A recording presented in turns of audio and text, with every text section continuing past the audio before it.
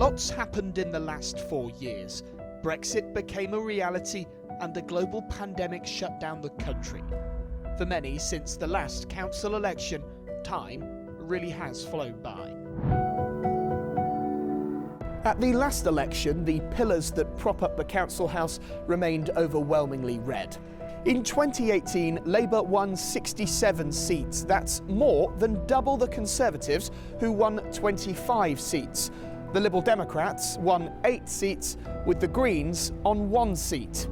But with Labour leading the polls nationally, it would be a massive upset if they were to lose control here. Labour's reign stretches back a decade, but will voters continue to go with the flow? The party's focus is on city regeneration. Our manifesto is a 10-year vision for this city. It sets out how we will build the homes and create the jobs that will be needed by this growing population of Birmingham. There will be 150,000 more Brummies by the end of this decade joining us. And as you can see in this city at the moment, there are cranes right over the city, not just here in the city centre, but stretching right out into the suburbs where we are building those homes and creating those jobs that people will need in the future. We've asked each of the 3 main party leaders to pick the location they'd like for this interview. Why have you chosen here? Well, I picked here in Centenary Square because this is an example of how we have created world-class public realm here in Birmingham that's helping us to attract the investments that we need to create the jobs and build the homes. And it's this quality of environment that we want to create right across the city. Birmingham is a beast that's not easy to handle. Economic output stands at more than £30 billion, the largest for any city in the UK outside of London. But alongside high-rise big business, there's also deep deprivation.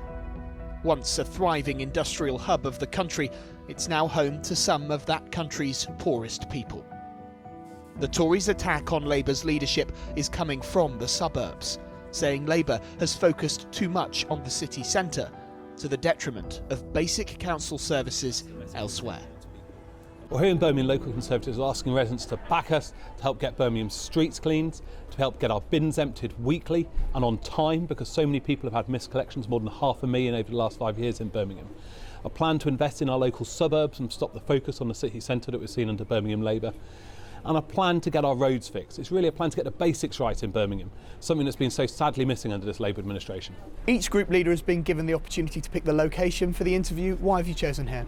So we're here as an example of a local centre that the council should be looking to invest in. The council's focused on the city centre and not invested in local suburban centres, and that's what we'd be doing if we took control. Focusing the council's money and investing in your local centre to make that difference to residents. That investment has been so starved under Labour. Around the country, councils have been in crisis. Cuts to their budgets from central government have crippled some services. And this council house is no stranger to a scandal either. In the past, more than 150 women were underpaid by the authority, leading to equal pay settlements of around £1 billion. It has been accused of mishandling the Trojan horse affair, in which a letter claimed to reveal extremism was being taught in schools. And for months, Birmingham's bins were full to the brim in a dispute that cost taxpayers more than £6 million. The Liberal Democrats want to take some decision-making away from the City Council. In order to bring life back into run-down parts of the suburbs, they'd create community groups who'll decide what projects get funding. Well, we'd like to see significant power and resources vested in local communities. At the moment, there's too much of a sense that the centre always knows best, that the City Council knows best what's for its people. And very often the local communities know far better what they can do and what will make their areas better. Each group leader has picked the location for this interview. Why have you chosen here? Yeah, we're in a park which is quite a nice park and very well used by its local community, but you can also see the neglect of it.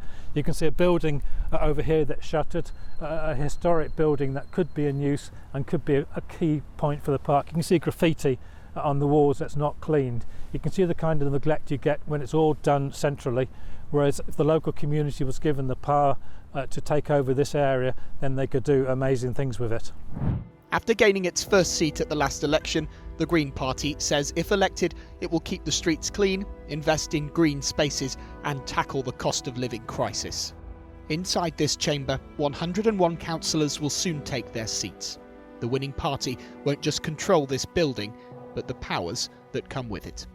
Lewis Warner, ITV News, Birmingham.